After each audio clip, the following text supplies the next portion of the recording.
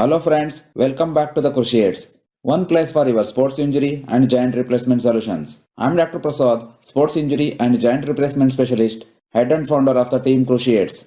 Today, we will be discussing about recurrent shoulder dislocations and Bankart tear.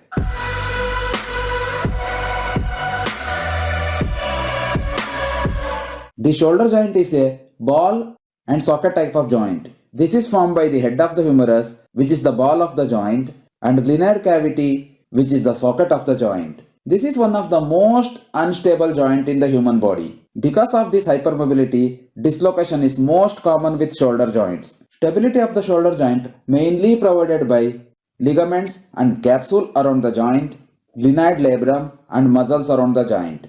Any injury to these structures results in instability and dislocation. What are the causes of shoulder dislocations? Shoulder dislocations most commonly occurs due to sports injury, gym training injury, traffic accidents, fall on extended hand. Shoulder dislocation most commonly occurs in anterior, means front direction, and almost always associated with some kind of shoulder pathology. It can be Bankart tear and Sach lesion.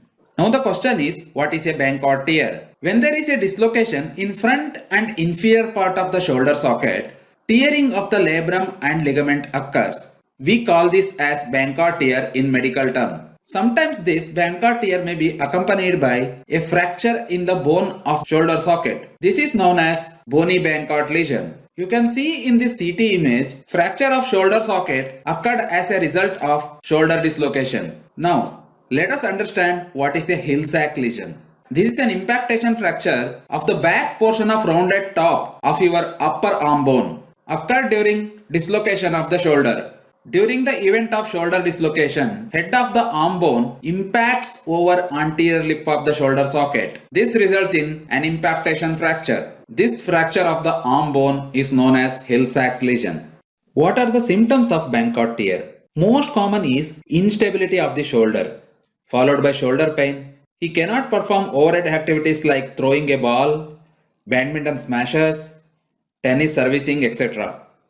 Swimming is very dangerous if you are suffering from recurrent shoulder dislocation or Bankart tear, because there is a danger of your shoulder getting dislocated and jammed while swimming, and you will not be able to swim back safely. Among the investigations, MRI is most reliable investigation performed to diagnose Bankart tear.